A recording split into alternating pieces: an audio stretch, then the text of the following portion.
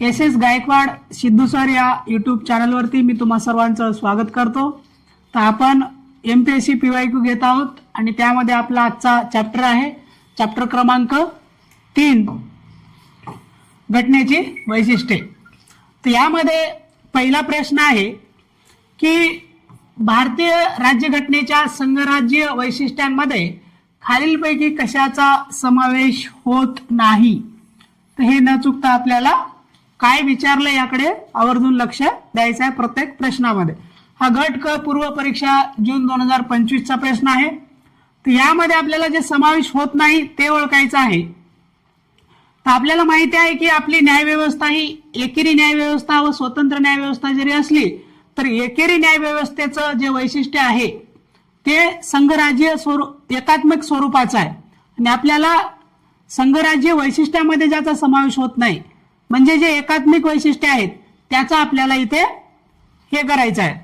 तर यामध्ये आपल्याला बी आलं पाहिजे उत्तरामध्ये। त्यानंतर अधिकारांची विभागणी हे संघराज्य वैशिष्ट्य आहे म्हणून जिथं जिथं डी आहे आपण ते काढू शकतो। या ठिकाणी हा पर्याय आपण काढू शकतो। त्यानंतर स्वतंत्र न्यायव्यवस्था हे देखील संघराज्य वैशिष्ट्य आहे म्हणून सी देखील आपण एलिमिनेट करू शकतो। तर अशा प्रकारे आपण आपल्या उत्तरापर्यंत पोहोचू शकतो। या प्रश्नाचं योग्य उत्तर येतं पर्याय क्रमांक 2। फक्त ए आणि बी हे एकात्मक स्वरूपाचे वैशिष्ट्य आहेत ते संघराज्य वैशिष्ट्यांमध्ये येत नाहीत। या ठिकाणी प्रश्न क्रमांक 2 भारतीय संघराज्याचे वर्णन आभासी संघराज्य असे कोणी केले। तर हा राज्यसेवा मुख्य मे 2025 चा प्रश्न आहे। तर या प्रश्नाचं योग्य उत्तर आहे के.सी. वेर यांनी भारतीय संघराज्याचे वर्णन आभासी संघराज्य असं केलेलं आहे। त्यानंतर प्रश्न क्रमांक 3 कोणाच्या मते ड्रॉइट ऍडमिनिस्ट्रेटिव्ह हे कायद्याचे राज्य या तत्वाच्या विरोधी आहे। तर या ठिकाणी ध्यानात घ्या ही एक फ्रेंच टर्म आहे फ्रेंच शब्द आहे। त्याचा अर्थ होतो प्रशासनासाठी म्हणजे प्रशासनामध्ये जे कायदे वेगळे वापरले जातात। एक प्रकारे आपल्या देशामध्ये रूल ऑफ लॉ आहे। आपल्या देशामध्ये कायद्याचे राज्य आहे। मग कायद्याचे राज्य म्हणल्यानंतर सर्व नागरिकांना जे कायदे लागू होतात ते सर्वांना समान कायदे असले पाहिजे। परंतु हे जे तत्व आहे ड्रॉइट ऍडमिनिस्ट्रेटिव्ह तर हे काय करतं उदाहरणार्थ आपल्या संविधानामध्ये कलम 323 ए आहे। तर हे ऍडमिनिस्ट्रेटिव्ह ट्रायब्युनल साठी आहे म्हणजे प्रशासकीय न्यायाधिकरण किंवा प्राधिकरण त्याला आपण म्हणतो। तर मग त्यामध्ये काय केलं जातं तर जे प्रशासनामधील जे काही न्यायनिवाडे करायचे असतात प्रशासकांचे जे काही विवाद तिथे सोडवायचे असतात प्रशासनासंदर्भामध्ये तर आपण त्यांना प्रशासकीय न्यायाधिकरणाकडे घेऊन जातो। परंतु कायद्याची राज्य संकल्पना काय म्हणते त्यासाठी जे मूलतः जे न्यायालय असतात सर्वोच्च न्यायालय उच्च न्यायालय आणि त्याखालील आपली जे एकेरी आणि एकात्मिक न्यायव्यवस्था जी आहे तर त्या सर्वांसाठी समान नियमांचा इथे उल्लंघन होतो कायद्याच्या राज्य अंतर्गत। म्हणून या ठिकाणी प्रोफेसर डायसे यांनी म्हटलं होतं की हे ड्रॉइट ऍडमिनिस्ट्रेटिव्ह हे जे तत्व आहे ते रूल ऑफ लॉच्या विरोधी आहे असं त्यांनी म्हटलं होतं। म्हणून या ठिकाणी योग्य उत्तर आहे पर्याय क्रमांक 2। 4 भारतीय संसदीय शासनाची लक्षणे किंवा वैशिष्ट्ये ही आहेत। तर हा राज्यसेवा मुख्य जानेवारी 2024 चा प्रश्न आहे। तर या ठिकाणी आपल्याला संसदीय शासनाची वैशिष्ट्ये ओळखायची आहेत। पार्लमेंटरी डेमोक्रेसी जी आहे तर त्याचे आपल्याला वैशिष्ट्ये ओळखायची आहेत। तर या ठिकाणी ध्यानात ठेवा एक नाममात्र व वास्तविक कार्यकारी अधिकारी यांचे अस्तित्व हो हे वाक्य पूर्णतः बरोबर आहे। आपल्या देशामध्ये नामधारी प्रमुख आपला राष्ट्रपती असतो हेड ऑफ द स्टेट त्यांना आपण म्हणतो आणि दुसऱ्या अर्थाने जर आपण विचार केला तर शासनाचा प्रमुख मात्र आपल्या इथे वेगळा आहे। तर तो हेड ऑफ द गव्हर्नमेंट ज्याला आपण म्हणतो तो आपला पंतप्रधान आहे। आणि जर आपल्या देशातील असं कोणतं पद आहे जे अमेरिकेच्या राष्ट्राध्यक्षासोबत जर कम्पेअर करायचं ठरवलं तर आपल्या देशातील जे पद आहे ते पीएमचं पद आहे जे पंतप्रधानांचं पद आहे जे अमेरिकेच्या राष्ट्राध्यक्षाप्रमाणे पॉवरफुल असं आहे आपण म्हणू शकतो। कारण हे शासनाचा प्रमुख हा आपला पंतप्रधान असतो परंतु राज्याचा प्रमुख हा मात्र राष्ट्रपती असतो. मग या ठिकाणी जो प्रेसिडेंट आहे, राष्ट्रपती हा जो आहे तो आपला नामधारी प्रमुख आहे, हा नामधारी प्रमुख आहे. परंतु पंतप्रधान जर म्हणला आपण तर हा आपल्या राज्याचा वास्तविक प्रमुख आहे. म्हणून हे पहिलं वाक्य पूर्णतः बरोबर आहे. जर मला उत्तरामध्ये पाहिजेच तर हे या ठिकाणी आपण एलिमिनेट करू शकतो. त्यानंतर ब काय म्हणते, कार्यकारी मंडळाची विधिमंडळास सामूहिक जबाबदारी. तर हे देखील एकदम करेक्ट आहे वाक्य की executive is responsible to the legislature. म्हणजे कार्यकारी मंडळ हे कायदे मंडळाला जबाबदार असतं. पर्टिक्युलरली लोकसभेला त्याची जबाबदारी असते. आपलं कार्यकारी मंडळ हे त्या लोकसभेला, त्या कायदे मंडळाला जबाबदार आहे. तर म्हणून या ठिकाणी हे योग्य वाक्य आहे. त्यानंतर पंतप्रधानाचे नेतृत्व हे याच वाक्याला धरून आहे. नाममात्र प्रमुख आपला प्रेसिडेंट असतो, परंतु वास्तविक प्रमुख मात्र हा पीएम असतो, हे आपल्याला माहिती आहे. म्हणून पंतप्रधानाचे नेतृत्वामध्ये आपलं शासन चालतं. त्यानंतर कनिष्ठ सभागृहाचे विसर्जन, हो हे देखील बरोबर आहे. यामध्ये आपल्याला लोकसभा हे जे आपलं कनिष्ठ सभागृह आहे, राज्यसभा उच्च सभागृह, लोकसभा कनिष्ठ सभागृह, तर त्यामध्ये आपल्याला लोकसभेचे विसर्जन होते. दर 5 वर्षांनी निवडणुका होतात आणि त्यानंतर जो बहुपक्ष जे बहुमताने जे विजयी होतात, जे सत्तेमध्ये येतात, ते बहुपक्ष या ठिकाणी सत्ताधारी पक्ष असतो आणि ते 5 वर्षानंतर ऑटोमॅटिकली विसर्जित होतो. किंवा जेव्हा जेव्हा बहुमत त्यांचं खारिज होतं किंवा बहुमत त्यांचं नसतं तेव्हा देखील ते विसर्जित करू शकतात राष्ट्रपती. तर म्हणून हे देखील बरोबर आहे, कनिष्ठ सभागृहाचे विसर्जन. त्यानंतर बहुमतधारी पक्षाची सत्ता, तर हो हे देखील बरोबर आहे. आपल्या देशामध्ये ज्यांना आपण निवडणुकीनंतर ज्यांना जास्तीत जास्त सीट्स येतात, बहुमतामध्ये जे पक्ष येतात, तर तो पक्ष आपली सत्ता स्थापन करण्याचा आपण ते दावेदार असतात किंवा दावेदारी करतात आणि त्या अंतर्गत मग ती सत्ता स्थापन केली जाते. म्हणून या ठिकाणी जर आपण विचार केला तर या ठिकाणी पर्याय क्रमांक 4 वरील पैकी सर्व हे या प्रश्नाचं योग्य उत्तर येतं. प्रश्न क्रमांक 5, कायद्याचे राज्य, रूल ऑफ लॉ. तर कायद्याचे राज्य या तत्वाचे जनक कोण मानले जातात? हे राज्यसेवा मुख्य जानेवारी 2024 प्रश्न आहे. तर या ठिकाणी ध्यानात ठेवा, सर एडवर्ड कोक. तर हे जे तत्वज्ञ होते किंवा पॉलिटिकल अभ्यासक होते, तत्वज्ञ, तर त्यांना असं म्हटलं जातं, सर एडवर्ड कोक यांना, की हे रूल ऑफ लॉचे या तत्वाचे जनक आहेत. तर म्हणून या प्रश्नाचं योग्य उत्तर आहे पर्याय क्रमांक 2. परंतु या ठिकाणी हे बाकी पर्यायाशी आपल्याला काही संबंध नाही. परंतु न्यायमूर्ती PN भगवती यांच्याबद्दल ध्यानात ठेवा. यांच्यासोबत VR कृष्णा यांना देखील आपल्याला ध्यानात ठेवणं गरजेचं आहे. तर PN भगवती व VR कृष्णा, खास करून PN भगवती, तर यांना आपल्या देशामध्ये PIL चे जनक म्हणतात. हा PIL काय आहे? Public interest litigation. त्याला आपण मराठीमध्ये आपण जनहित याचिका म्हणतो. म्हणजे पहिलं काय होतं, हे जे तत्व भारतामध्ये लागू होण्या अगोदर जर समजा तुमचा वैयक्तिक हक्कांचं उल्लंघन झालं असेल किंवा कुठल्याही तुमच्या हक्कांचं उल्लंघन झालं असेल, तर ज्या व्यक्तीचं हक्कांचं उल्लंघन झालं तोच व्यक्ती न्यायपालिकेमध्ये दाद मागण्यासाठी जाऊ शकत होता. त्याच्या बिहाफमध्ये त्याच्या व्यतिरिक्त दुसरा व्यक्ती न्यायालयात जाऊ शकत नव्हता. त्याला आपण लोकस स्टँडी म्हणतो इंग्रजी, ते एक लॅटिन भाषेमध्ये. तर ते लोकस स्टँडी काय होतं, ज्याचे हक्क उल्लंघन होत आहे तोच न्यायालयामध्ये दाद मागण्यासाठी जा. परंतु या तत्वानुसार काय झालं, भारतामध्ये हे तत्व लागू केल्यापासून न्यायपालिकेने हे तत्व लागू केल्यानंतर ते जे लोकल स्टँडी जे काही रूल होता किंवा ते नियम होता त्याला आपण ब्रेक केलं. आणि आज आपण पाहू शकतो, जर का सामाजिक हिताच्या दृष्टिकोनातून, सार्वजनिक हिताच्या दृष्टिकोनातून जे जे महत्वाचे मुद्दे असतात तर त्यांना आपण घेऊन न्यायालयामध्ये कोणताही व्यक्ती जाऊ शकतो आणि शासनाला जबाबदार ठरवण्यासाठी तो न्यायालयात जाऊ शकतो. किंवा कुठल्या व्यक्तिगत सामूहिक एखादी कम्युनिटी असेल, समुदाय असेल, तर त्यांचे काही हक्क बाधित होत असतील तर त्यांच्या बिहाफमध्ये एखादा व्यक्ती दुसरा न्यायालयामध्ये जनहित याचिकेच्या मार्फत PILच्या मार्फत, पब्लिक इंटरेस्ट लिटिगेशनच्या मार्फत तो दाद मागण्यासाठी न्यायालयाचे दरवाजे त्याच्यासाठी खुले आहेत आज. तर याचे जनक हे न्यायमूर्ती PN भगवती यांना म्हटलं जातं. तर म्हणून या ठिकाणी PN भगवती हे यांच्याबद्दल थोडं हे ध्यानात ठेवणं गरजेचं आहे. त्यानंतर प्रश्न क्रमांक 6, राज्यपालांच्या नियुक्तीबाबत संविधान सभेने खालीलपैकी कोणत्या मॉडेलचा स्वीकार केलेला आहे? आता इथं राज्यपालांची नियुक्ती विचारलेलं आहे, राज्यपालांचं पद नाही विचारलं. जेव्हा आपल्याला पद विचारलं जाईल, राज्यपालांचं पद यासाठी जर स्रोत विचारला जाईल तर तेव्हा आपल्याला उत्तर आलं पाहिजे government of India act 1935, governor पद. परंतु राज्यपाल नियुक्ती जर विचारला आपल्याला स्रोत, तर तेव्हा आपण जे मॉडेलचा जो काही उपयोग केलेला आहे तर तो मॉडेल आपला आहे कॅनेडियन मॉडेल. काय हे कॅनेडियन मॉडेल का आपण अवलंबला?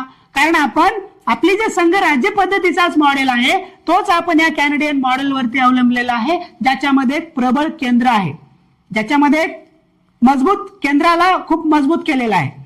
आणि त्याच अंतर्गत केंद्राने राज्यांच्या राज्यपालांची नियुक्ती करावी असं कॅनेडियन तत्व आहे. तर त्याचाच आपण आपल्या संविधानामध्ये अवलंब केलेला आहे. म्हणून या ठिकाणी योग्य उत्तर येतं पर्याय क्रमांक 2 कॅनेडियन मॉडेल. त्याच्यानंतर बाकी जे आपण ऑस्ट्रेलियाकडून काय घेतलं रे? त्या ऑस्ट्रेलियाकडून आपण संयुक्त बैठक घेतली, जॉईंट सिटिंग घेतली, कॉन्करंट लिस्ट घेतली, तेच म्हणजे समवर्ती सूची घेतली, आणि ट्रेड अँड कॉमर्स, त्याला आपण व्यवहार आणि बिझनेस व्यवहार हे जे म्हणतो आपण ट्रेड अँड कॉमर्स, तर हे 2-3 गोष्टी आपण कॅनडाकडून घेतल्या. जर्मनीकडून काय घेतलं आपण? तर आणीबाणी विषयक काळामध्ये मूलभूत हक्कांवरती जे काही निर्बंध आणले जातात तर ते आपण जर्मनीकडूनच घेतलेले आहेत. त्याच्यानंतर अमेरिकेकडून आपण महत्वाचे म्हणजे ज्युडिशियल रिव्ह्यू, न्यायिक पुनर्विलोकन घेतलेला आहे. त्याच्यानंतर मूलभूत हक्क याच्याकडूनच घेतलेला आहे आपण. आणि काही असे महत्वाचे जे मुद्दे असतात आपल्याला पाठच असले पाहिजे किंवा आपल्याला माहितीच असले पाहिजे, आणि त्या सर्वसाधारण माहितींच्या आधारे आपण प्रश्नांचं स्वरूप पाहून आणि ऑप्शन एलिमिनेशन करून सहजरित्या उत्तरापर्यंत पोहोचू शकतो. म्हणून जे काही आपलं ऑथेंटिक बुक असतं त्याला जर आपण व्यवस्थित हाताळलं, मल्टिपल टाइम थोडंसं वाचलं, तरी देखील आपल्याला ह्या एलिमिनेशन वगैरे या बाकीच्या ट्रिक्सच्या छोट्या छोट्या माहितींच्या आधारे, पद्धतींच्या आधारे आपल्याला उत्तरापर्यंत पोहोचता येऊ शकतो. प्रश्न क्रमांक 7, जोड्या लावा. तर यामध्ये संघ पद्धतीचे स्वरूप दिलेलं आहे, एकीकडे व्यक्तिविशेष दिलेले आहेत आणि त्यांनी काय प्रकारचं वर्णन केलं तर या संदर्भामध्ये आपल्याला जोड्या लावण्यासाठी संयुक्त गट व मुख्य 2023 हा प्रश्न आहे. तर एक विचारवंत एकीकडे आणि त्यांनी केलेलं वर्णन किंवा कथन एकीकडे दिलेलं आहे. तर एक ध्यानात ठेवा, KC वियर यांनी अर्धसंघिक म्हटलं होतं. तर मग का अचं 4 असेल तर अचं 4 2 ठिकाणी आहे, 2 पर्याय आपण एलिमिनेट करू शकतो. त्याच्यानंतर ग्रॅनविल ऑस्टिन यांनी सहकारी संघराज म्हटला होता. तर का डचं 2 असेल तर डचं 2 पर्याय क्रमांक 4 मध्ये आहे. आणि या ठिकाणी म्हणून या प्रश्नाचं योग्य उत्तर येतं पर्याय क्रमांक 4. आणि बाकी बचं 3 येतं. तर बचं जॉन्स यांनी सौदेबाजीचा संघराज्य असं म्हटलं होतं. आणि पॉल ऍपल बी हे अत्यंत सांघिक म्हटलं होतं. आता ऍपल असंही अत्यंत महागच असतं, तर त्याप्रमाणे अत्यंत सांघिक, अत्यंत हे ऍपल नावावरून ध्यानात ठेवायचं अत्यंत महागडं किंवा अत्यंत सांघिक, म्हणून ऍपल बी वरून ध्यानात ठेवायचं अत्यंत सांघिक, अत्यंत महाग, अत्यंत सांघिक असं एक प्रकारे ध्यानात ठेवण्यासाठी याचा उपयोग करा. प्रश्न क्रमांक 8, खालीलपैकी कोणती भारतीय संविधानाची एकात्मक वैशिष्ट्ये आहेत, म्हणजे युनिटरी फीचर्स आहेत? ASO मेन्स ऑक्टोबर 2023 चा प्रश्न आहे. तर या ठिकाणी आपल्याला एकेरी विचारलेला आहे, तर सत्तेचे विभाजन यामध्ये येत नाही. त्यानंतर स्वतंत्र न्यायपालिका हे देखील संघराज्यात्मक वैशिष्ट्य आहे. यामध्ये आपल्याला जर ब येत नाही तर अ जिथं आहे, इथं आपण कट करू शकतो, इथं आपण एलिमिनेट करू शकतो, आणि ब इथं या ठिकाणी आपण एलिमिनेट करू शकतो. उरतं काय आपल्याला क ड ई. तर या ठिकाणी एकात्मक न्यायपालिका, संविधानाची लवचिकता, फ्लेक्झिबिलिटी ऑफ द कॉन्स्टिट्यूशन, त्याच्यानंतर इंटिग्रेटेड ज्युडिशियरी आहे आपली, आणि राज्य प्रतिनिधित्वामध्ये समानता नाही. तर हो, हे देखील बरोबर आहे. म्हणून या ठिकाणी पर्याय क्रमांक 3 हे या प्रश्नाचं योग्य उत्तर आहे. प्रश्न क्रमांक 8चं योग्य उत्तर आहे पर्याय क्रमांक 3.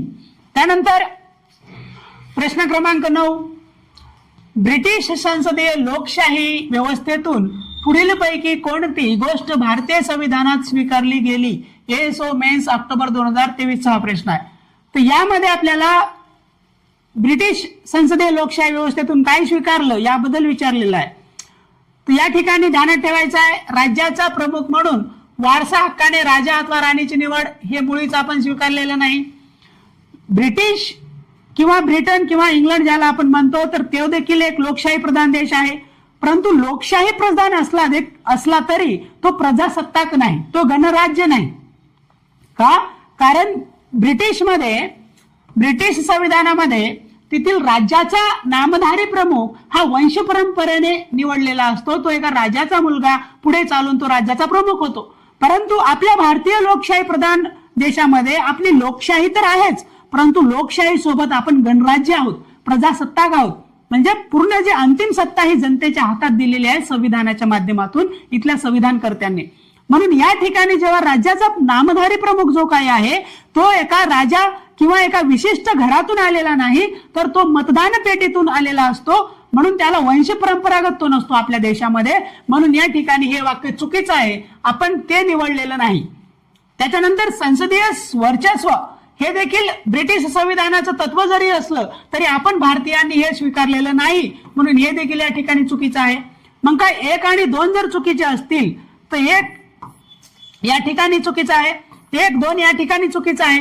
पुढे आपण राहिले पर्याय 2, तर त्यामध्ये आता कार्यकारी मंडळाचे कायदे मंडळाप्रती सामूहिक उत्तरदायित्व, हो हे बरोबर आहे. म्हणजे मला 3 उत्तरामध्ये पाहिजेच, 3 उत्तरामध्ये पाहिजे.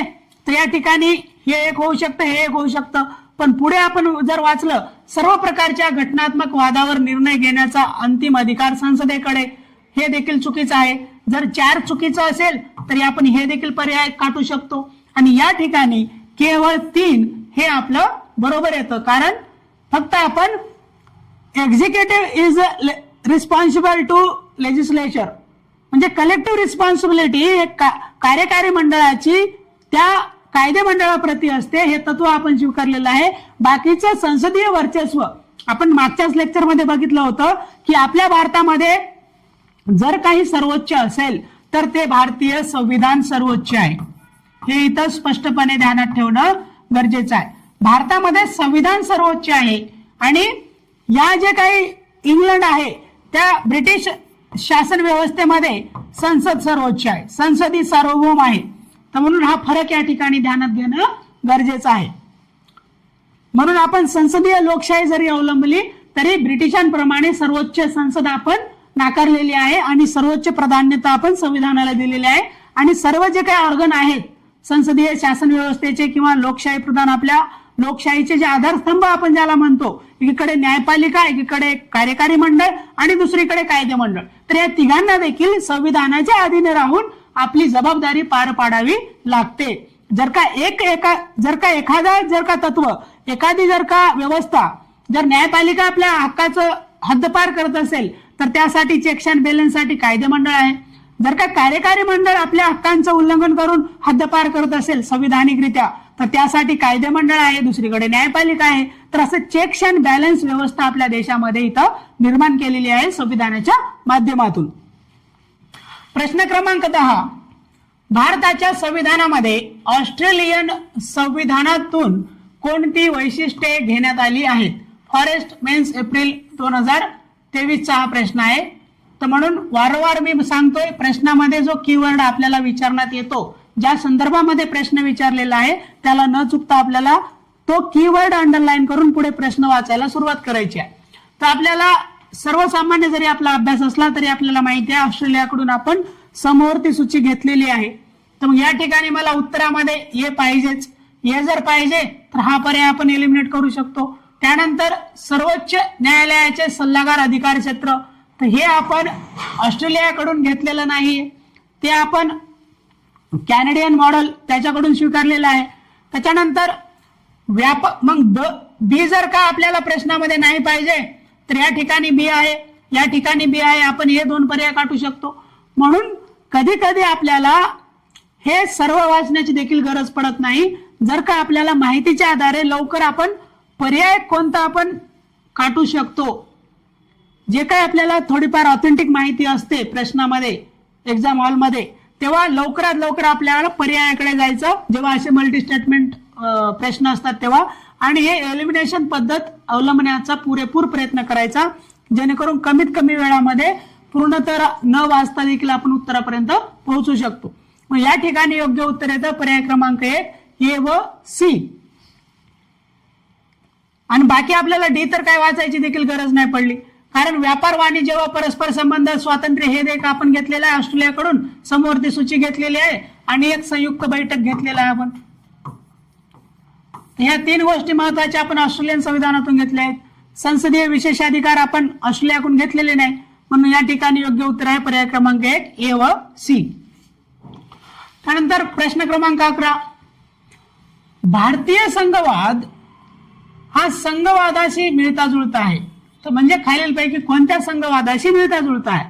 तर या ठिकाणी हा प्रश्न टॅक्स असिस्टंट मेन्स 2022 चा आहे. ते आपल्या संघराज्याचं स्वरूप कसं आहे आणि ते कुठल्या मॉडेलवरती आधारित आहे, हा प्रश्न या ठिकाणी आहे. या ठिकाणी या प्रश्नाचे योग्य उत्तर येतं पर्याय क्रमांक 3 कॅनेडियन मॉडेल आपण अवलंबलेलं आहे, प्रबळ केंद्र असलेले मॉडेल.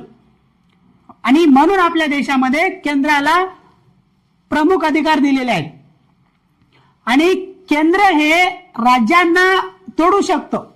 ज्या प्रकारे आंध्रापासून तेलंगणा वेगळा केला, आपण जम्मू काश्मीरचे 2 केंद्रशासित प्रदेश निर्माण केले. कलम 3 अंतर्गत केंद्र सरकारला अधिकार आहेत, म्हणजे संसदेला अधिकार आहेत की या देशाचा नकाशा इच्छेप्रमाणे बदलण्याचा अधिकार आहे. म्हणून केंद्र प्रबळ आहे या ठिकाणी. म्हणून आणि दुसरी गोष्ट म्हणजे आपल्या संघराज्यामध्ये हा करारांचा भाग नाही. ज्या प्रकारे अमेरिकन मॉडेल जे आहे, या ठिकाणी अमेरिकेचे जे मॉडेल आहे ते जे फेडरेशन आहे, तिथे फेडरेशन हा शब्द वापरलेला आहे, संघराज्य हा शब्द वापरलेला आहे, परंतु आपल्या संविधानामध्ये राज्यांचा संघ हा शब्द वापरलेला आहे. हा प्रमुख फरक या ठिकाणी ध्यानात घेणं गरजेचं आहे. युनियन ऑफ स्टेट म्हटलेला आहे, राज्यांचा संघ म्हटलेला आहे आपल्या संविधानामध्ये, तिथे फेडरेशन किंवा संघराज्य हा शब्द उल्लेख कुठेही केलेला नाहीये. तर म्हणून अमेरिकेतील संघराज्य हा कराराचा परिणाम आहे.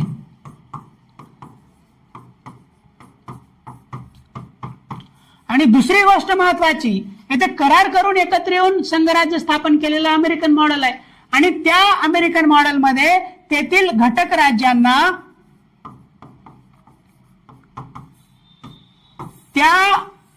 तेथील केंद्र तोडू शकत नाही किंवा त्याचे 2 तुकडे करू शकत नाही.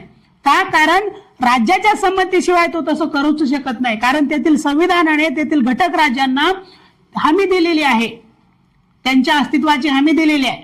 म्हणून त्या ठिकाणी असं म्हटलं जातं अविनाशी संघाचा अविनाशी राज्य, असं त्या ठिकाणी म्हटलं जातं. परंतु भारतामध्ये काय म्हटलं जातं, अविनाशी संघाचे विनाशी राज्य, असं एक शब्दप्रयोग या ठिकाणी भारताबद्दल केला जातो. म्हणजे घटक राज्यांना केंद्र तोडू शकतं, परंतु घटक राज्य हे केंद्राला किंवा संघाला तोडू शकत नाहीत.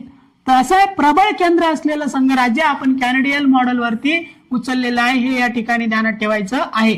म्हणून या प्रश्नाचे योग्य उत्तर येतं पर्याय क्रमांक 3. प्रश्न क्रमांक 12, भारतीय राज्यघटनेचा मूलभूत वैशिष्ट्य सिद्धांत सर्वोच्च न्यायालयाचे या प्रकरणात मांडला होता. राज्यसेवा मुख्य जानेवारी 2023 चा प्रश्न आहे. तर एक फेमस केस सर्वांना परिचित आहे, त्याबद्दल इव्हन कंबाईनला देखील तारीख देखील विचारून झालेली आहे. तर 24 एप्रिल 1973 हा तो दिवस होता. तर या दिवशी तो निर्णय आलेला होता. केशवानंदा भारती केस, तर ही फेमस केस आहे आणि ही एक अशी केस आहे ज्यामुळे एक मूलभूत संरचना उदयास आली आणि कायदे मंडळाच्या जे काही चपराक बसवण्यात आली ह्या निर्णयाच्या माध्यमातून संविधानामध्ये मनमानीप्रमाणे बदल करण्याचा जो काही सपाटा संसद करत होती, तर त्यांच्यावरती कुठेतरी निर्बंध आणण्यात आले आणि जे मूलभूत तत्व असतात, जे आधारस्तंभ असतात त्या संविधानिक मूल्यांचे, तर अशा मूल्यांना संसद पूर्णतः बदलू शकत नाही. असे मूल्य सोडून इतर संविधानातील ज्या गोष्टी असतील तर त्यामध्ये घटना दुरुस्तीचं कलम जे आहे आपलं 368 भाग 20 मध्ये, तर या घटना दुरुस्ती कलम अंतर्गत ते संसद संविधानातील मूलभूत हक्कांमध्ये देखील बदल करू शकेल, परंतु ती संसद हे संविधानातील मूलभूत संरचनेमध्ये मूलभूत वैशिष्ट्यांमध्ये बदल करू शकणार नाही, असा या ठिकाणी न्यायनिवाडा देण्यात आला होता. आणि हे हायेस्ट बेंच होतं. एकूण जे 13 न्यायाधीशांचं हे बेंच होतं. तर हे आतापर्यंत जे सर्वात मोठं जे काही आपण घटनापीठ म्हणतो सर्वोच्च न्यायालयाचं, ते आतापर्यंत जे काही न्यायनिवाडे झाले त्यामध्ये सर्वात मोठं घटनापीठ बसलं होतं हे निर्णय देण्यासाठी, केशवानंद भारती केस. आणि त्यामध्ये N.A. पालखीवाला हे एक प्रख्यात आपले वकील होते, कायदेतज्ञ. तर त्यांनी यामध्ये आपला हे केलं होतं, डिबेट केला होता आणि त्यांच्या आपण नागरिकांच्या हक्कांच्या बाजूने ते लढले होते यामध्ये. पुढे आपल्याला त्यांच्याबद्दल देखील एका ऑप्शन मध्ये दिसेल प्रश्न. तर अशा प्रकारे केशवानंद भारती केस होती. तर त्याच्या अंतर्गत आपल्याला बेसिक स्ट्रक्चर हे तत्व उदयास आलं आणि त्या अंतर्गत म्हणलं की संविधानामध्ये बदल करण्याचा संसदेचा जो काही 368 अंतर्गत अधिकार आहे तो पूर्णतः संविधानामध्ये बदल करण्याचा नाही, तर तो बदल हा फक्त मूलभूत सिद्धांत सोडून बाकी बदल करण्याचा अधिकार आहे, असं या ठिकाणी न्यायनिवाडा देण्यात आला होता. त्यानंतर मिनर्वा मिल केसनं काय म्हटलं, तर संसदेनं काय केलं होतं की डीपीएसपी जे असतात आपल्या, डीपीएसपी म्हणजेच directive principle of state policy, त्यालाच आपण राज्याचे मार्गदर्शक तत्व म्हणतो. मग जे राज्याचे मार्गदर्शक तत्व डीपीएसपी व फंडामेंटल राईट्स किंवा त्याला आपण मूलभूत हक्क म्हणतो, तर या मिनर्वा मिल केस मध्ये काय न्यायनिवाडा दिला, संसदेनं काय केलं होतं, या डीपीएसपीला, हे राज्याचे कर्तव्य आहेत, म्हणजे केंद्राचे कर्तव्य आहेत अंमलबजावणी करण्याचे, कारण आपल्याला कल्याणकारी राज्य निर्माण करणे हे एक आपल्या महत्वाचं उद्दिष्ट आहे संविधानाचं. तर मग कल्याणकारी राज्य निर्माण करण्यासाठी केंद्राने ह्या डीपीएसपीचा वापर करतात, डायरेक्टिव्ह प्रिन्सिपल ऑफ स्टेट पॉलिसीचा. मग या केंद्राने काय केलं, नागरिकांच्या मूलभूत हक्कांना कमजोर केलं आणि यांच्यावरती मूलभूत हक्कांवरती मार्गदर्शक तत्व आणून ठेवले. म्हणजे मूलभूत हक्कांपेक्षा या मार्गदर्शक तत्वांना महत्व जास्त दिलं. मग हे जे मिनर्वा मिल केस होती, तर या मिनर्वा मिल केस मध्ये म्हटलं की असं करून चालणार नाही. एकीकडे तुम्हाला कल्याणकारी राज्य स्थापण्यासाठी डीपीएसपीचा वापर घेतला, हे योग्य गोष्ट आहे, त्याच्यासाठी तुम्ही काही प्रमाणामध्ये बदल करू शकता संविधानामध्ये, परंतु याचा अर्थ असा होत नाही की तुम्ही नागरिकांच्या हक्कांवरती पूर्णतः गदा आणाल. तर मग या मिनर्वा मिल केसमध्ये न्यायनिवाडा दिला सर्वोच्च न्यायालयाने आणि म्हटलं की तुम्हाला या दोघांमध्ये बॅलन्स करावं लागेल. कोणताही वरचढ न ठेवता दोघांनाही बॅलन्स करून एकीकडे नागरिकांचे मूलभूत हक्क देखील बाधित न होता ते त्यांना मिळाले पाहिजे आणि दुसरीकडे आपलं कल्याणकारी राज्य निर्माण करण्याचं उद्दिष्ट देखील साध्य झालं पाहिजे, अशा प्रकारे तुम्ही काम केलं पाहिजे. म्हणून हा या मिनर्वा मिल मध्ये महत्वाचा न्यायनिवाडा झाला होता. त्यानंतर गोलकनाथ केस मध्ये तर म्हटलं होतं की संसदे मूलभूत हक्कामध्ये कशाही प्रकारे बदलच करू शकणार नाही, अशा प्रकारचा न्यायनिवाडा दिला होता. त्यानंतर मेनका गांधी केस मध्ये काय म्हटलं होतं, तर हा कलम 21 संदर्भामध्ये हे प्रश्न निर्माण झाले होते, कलम 21 संदर्भामध्ये.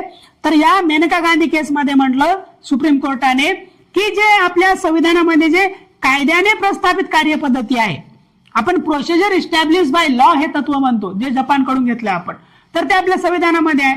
ते काय म्हणतं, मग या तत्वाचा उपयोग करून या गोपालन केस एक झाली होती 1950-51 मध्ये.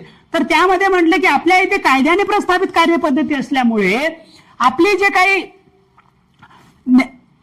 आपल्या इथल्या जे कलम 21 चा जे काही अर्थ आहे जीवित व व्यक्तिगत स्वातंत्र्याचा, तर त्यामध्ये फक्त कार्यकारी मंडळाने उल्लंघन केलेल्याच्या बद्दल हे हक्क प्राप्त आहेत, परंतु कायदे मंडळाच्या प्रती हे हक्क प्राप्त नाहीत, जीवित व व्यक्तिगत स्वातंत्र्याचा हक्क प्राप्त नाही, कायदे मंडळाप्रती नाही तो, असा उल्लेख केला होता, संकुचित अर्थ लावला होता गोपालन केसमध्ये.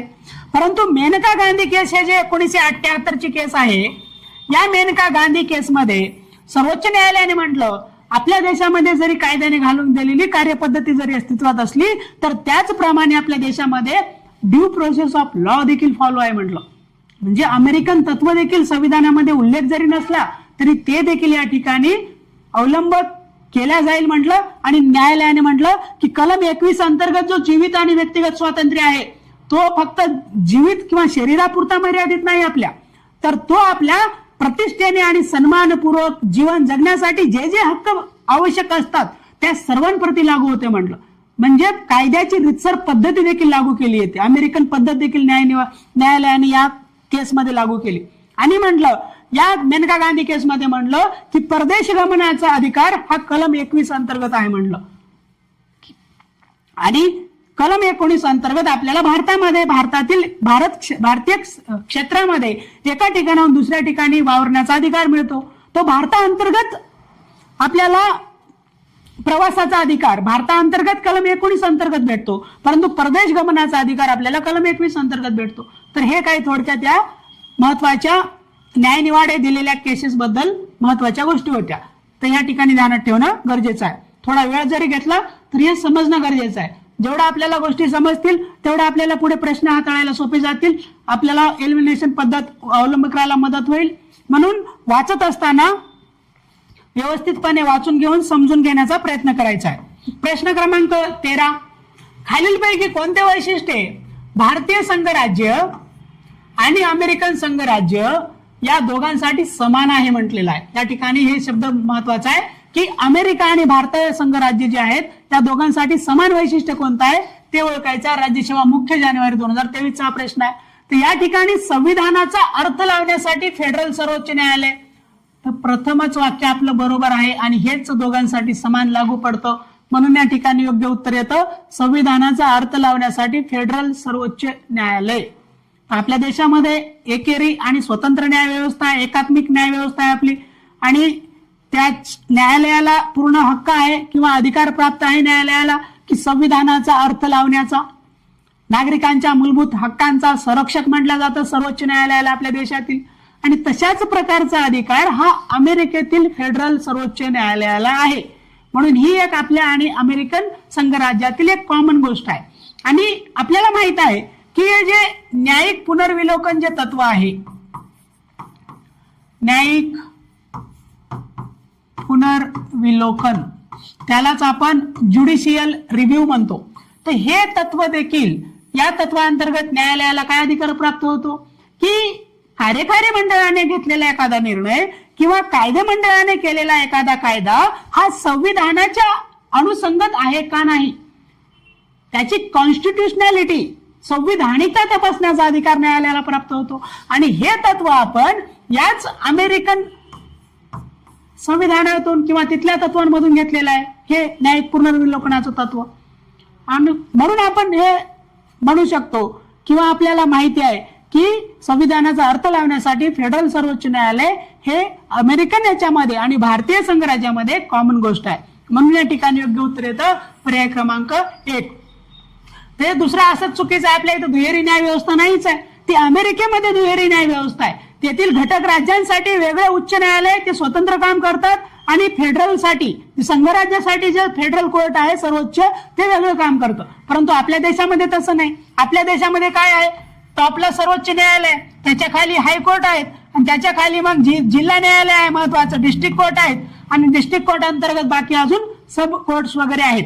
अशा प्रकारे आपली एकात्मिक न्याय व्यवस्था आहे, इंटिग्रेटेड ज्युडिशियरी आहे. परंतु अमेरिकेमध्ये मात्र केंद्राचं वेगळं कोर्ट काम करतं आणि राज्यांचं वेगळं कोर्ट काम करतं. म्हणून हे पर्याय 2 आपल्याला या ठिकाणी चुकीचं आहे. त्यानंतर पर्याय 3 याबद्दल आपण अगोदरच थोडक्यात चर्चा केली होती की अविनाशी राज्यांचा अविनाशी संघ. तर हे अमेरिकेमध्ये लागू होतं, परंतु भारतामध्ये हे तत्व लागू होत नाही. कारण भारतामध्ये काय तत्व लागू होतं, भारतामध्ये अविनाशी संघ आहे परंतु विनाशी राज्य आहेत. या ठिकाणी लक्षात घेणं गरजेचं आहे की भारतामध्ये हे जे राज्य आहेत, घटक राज्य, हे संघाला निस्तनाबूत करू शकत नाहीत किंवा हे जे राज्य आहेत हे संघातून बाहेर पडण्याचा आपल्या राज्यांना अधिकार नाही. परंतु उलटदर्शी हे जे संघ जो आहे, केंद्र जे आहे, तर या केंद्र ह्या राज्यांना निस्तनाबूत करू शकतं किंवा त्यांचे तुकडे करू शकतं. कलम 3 म्हणते नाही, 3 अंतर्गत आपल्याला संसदेच्या इच्छेप्रमाणे देशाचा नकाशा बदलण्याचा अधिकार आहे. म्हणून राज्यांच्या बाबतीत विनाशी आहे, परंतु भारतामध्ये संघ अविनाशी आहे.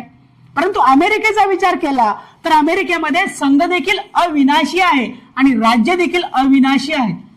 म्हणजे तेथील संविधानाने तेथील घटक राज्यांना सार्वभौम हमी दिलेली आहे, त्यांच्या सार्वभौमत्वाची. म्हणून तेथील संघ राज्य तेथील राज्यांना त्यांच्या इच्छेच्या विरुद्ध जाऊन त्यांचे दोन तुकडे करू शकत नाही. म्हणून हे देखील अमेरिकेत लागू होत असलं तरी भारतामध्ये लागू होत नाही. त्यानंतर महत्वाचं चौथा पर्याय काय आहे? एकात्मिक निवडणूक यंत्रणा. तर आपल्या देशामध्ये एकात्मिक निवडणूक यंत्रणा आहे, म्हणजे इलेक्शन कमिशन ऑफ इंडिया कलम 324 अंतर्गत जे काही स्थापन झालेलं आहे, तर ते केंद्र आणि राज्यांचे दोन्हीचे देखील काय करतं, निवडणूक घेण्याचं राबवण्याचं कार्य करतं. म्हणजे राज्यातील विधानमंडळांचं देखील आणि संसदेचे देखील राष्ट्रपती उपराष्ट्रपती या सर्वांच्या निवडणूक घेण्याचं काम कोण करतं? आपल्या देशातील इलेक्शन कमिशन ऑफ इंडिया करतं, म्हणजे निवडणूक आयोग करतं. परंतु अमेरिकेमध्ये मात्र संघराज्य त्यांचं वेगळं कारभार चालतो, त्याच्यासाठी वेगळी निवडणूक यंत्रणा काम करते आणि राज्यांतर्गत वेगळी नियंत्रणा काम करते निवडणुकी संदर्भामध्ये. म्हणून हे देखील दोघांसाठी कॉमन नाही. म्हणून या ठिकाणी आपला योग्य उत्तर आहे पर्याय क्रमांक 1. त्यानंतर प्रश्न क्रमांक 14, M.V. पायली यांच्या मतानुसार भारतात लोकशाहीचा पाया बनविणारी संविधानात अंतर्भूत असलेली मूलभूत तत्वे कोणती आहेत म्हटलेलं. हा फॉरेस्ट मेन्स 2022चा प्रश्न आहे. तर या अंतर्गत आपल्या देशामध्ये कोणते तत्व आहेत बाबा संविधानात अंतर्भूत असलेली मूलभूत तत्वे ज्याला म्हणतो आपण? तर या ठिकाणी कॅबिनेट सरकार, हो आपलं कॅबिनेट सरकार आहे. काउन्सिल ऑफ मिनिस्टर्स, त्याच्यामध्ये कॅबिनेट फॉर्म होतं. नवीन मंत्रिमंडळ फॉर्म झाल्यावरती त्यातील महत्वाचे खाते वाटप जी प्रणाली आपण बघतो, कोण चालू केली होती?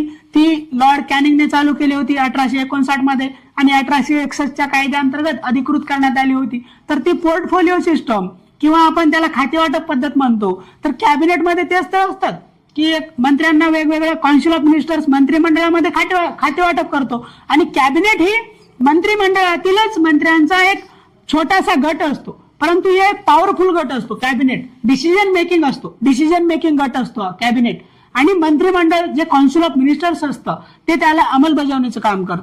मग कॅबिनेट सरकार आपल्या देशामध्ये आहे, कॅबिनेट मंत्री असतात मंत्रिमंडळामध्ये.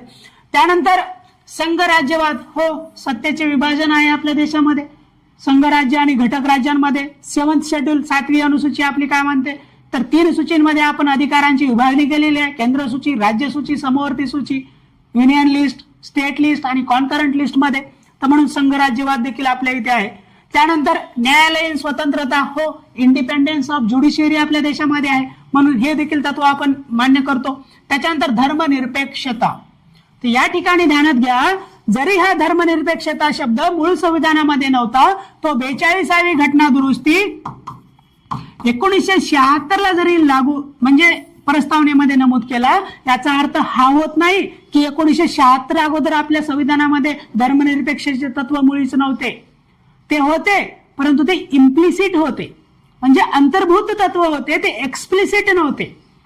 बहिर्गतरित्या त्याचा स्पष्ट तो शब्द उल्लेख नव्हता संविधानामध्ये, परंतु आपल्याला धर्म स्वातंत्र्य दिलेलं आहे कलम 25 ते 28 मध्ये.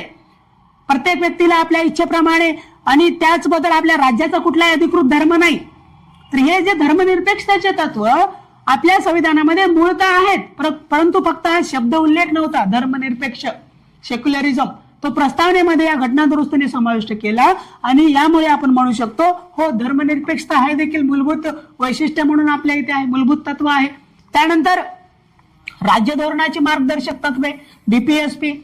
आपल्या इथे पोलीस स्टेट जे होतं इंग्रजांच्या साम्राज्याअंतर्गत, साम्राज्यामध्ये जे काही पोलीस स्टेट होतं तर त्याला आपण नाकारलं, त्याच्या तावडीतून आपण स्वातंत्र्य प्राप्त केलं.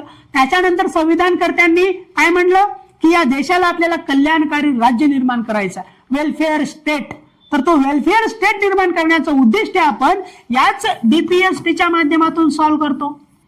Directive principle of state policy म्हणतो आपण त्याला. भाग 4 मध्ये आपल्याला त्याचा उल्लेख आढळतो आणि ते 36 ते 51 जे काही कलम आहेत त्याच्या अंतर्गत केंद्राचे कर्तव्य दिलेले आहेत आणि नागरिकांचे कर्तव्य आपल्याला भाग 4E मध्ये दिलेले आहेत.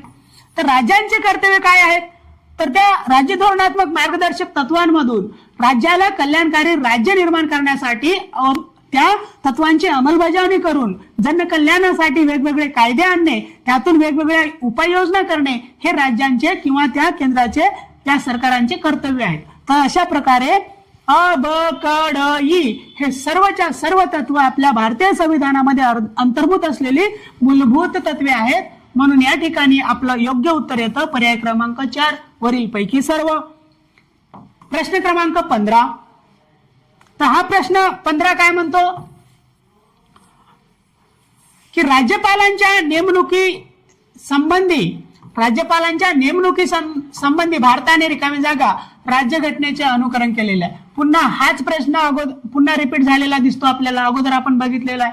तर म्हणून PYQ व्यवस्थित समजून घेणं, व्यवस्थित करणं, वेळोवेळी सॉल्व्ह करणं आणि त्या प्रत्येक पर्यायाला सविस्तरपणे त्याचा अभ्यास करणं हे आपल्यासाठी प्राथमिकता असली पाहिजे MPSCचा अभ्यास करत असताना.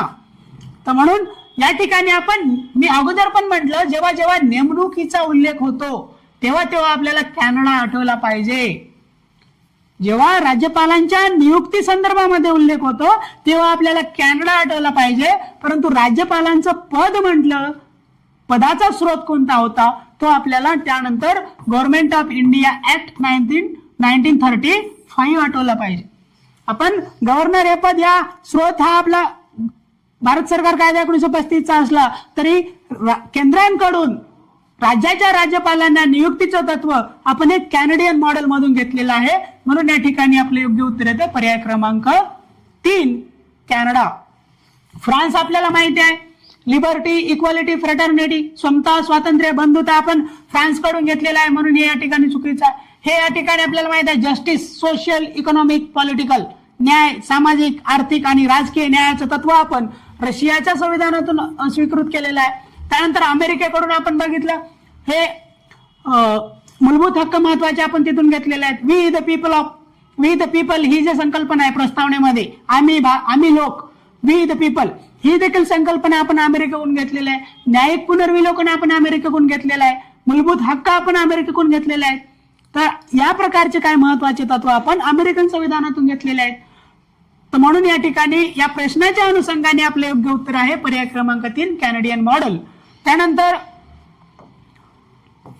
प्रश्न क्रमांक 16. हे भारतीय संविधान सभेच्या विविध समित्यांच्या योग्य जोड्या लावा किंवा जोड्या ओळखा. तर जोड्या ओळखायच्या आहेत या ठिकाणी. एसओ मेन्स 2022 चा प्रश्न आहे. तर एकीकडे आपल्याला समिती दिली आहे, एकीकडे अध्यक्ष दिले आहेत आणि हे आपण घटनेची निर्मिती हा चॅप्टर करताना व्यवस्थित हाताळलेला आहे. तर या ठिकाणी जास्त वेळ न लावता आपण सल्लागार समिती पंडित जवाहरलाल नेहरू, तर या ठिकाणी हे चुकीचं आहे कारण या ठिकाणी आपल्याला सरदार वल्लभभाई पटेल पाहिजे होते. त्यानंतर आपल्याला योग्य ओळखायचं आहे, योग्य की अयोग्य न चुकता कीवर्ड्स हायलाइट करायचे. त्यानंतर जर आपल्याला जर नाही पाहिजे उत्तरामध्ये, पहिला पर्याय आपण असंच काढू शकतो. मूलभूत हक्क उपसमिती JB कृपलानी, हो बरोबर आहे, म्हणजे ब मला उत्तरामध्ये पाहिजे, हा पर्याय काढू शकतो. त्यानंतर केंद्रीय संविधान समिती जवाहरलाल नेहरू, हो बरोबर आहे. युनियन कॉन्स्टिट्यूशन क मला उत्तरामध्ये पाहिजे, तर दोन्ही ठिकाणी क आहे. पुढे अजून वाचा अल्पसंख्याक समिती मौलाना अब्दुल कलाम आझाद, ड चुकीचा आहे कारण अल्पसंख्याक जे काही समिती होती त्या ठिकाणी SC मुखर्जी होते.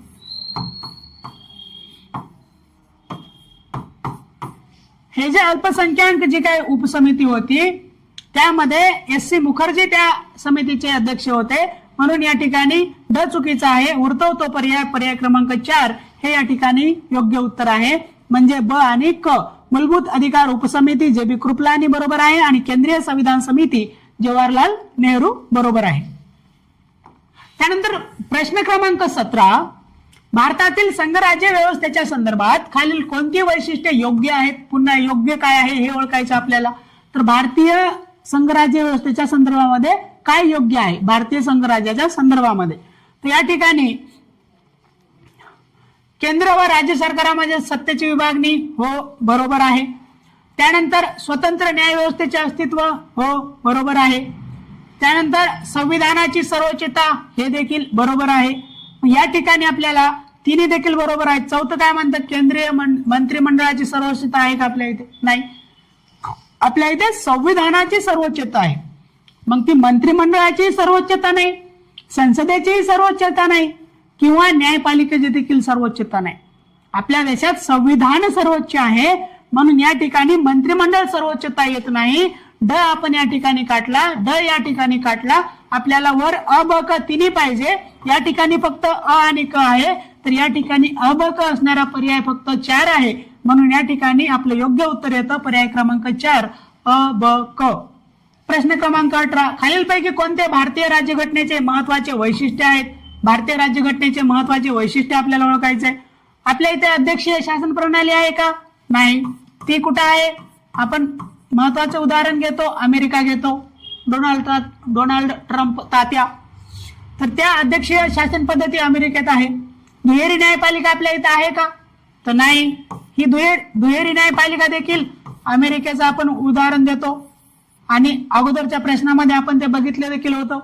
त्यानंतर प्रभावशाली केंद्र शासन आहे का? हो. अगोदरचे प्रश्न होता कोण्या देशाकडून तुम्ही घेतलं म्हणे संघराज्य व्यवस्था? कॅनेडियन मॉडेल प्रबळ केंद्र असलेलं मॉडेल आहे आणि तेच आपण उचललेलं आहे.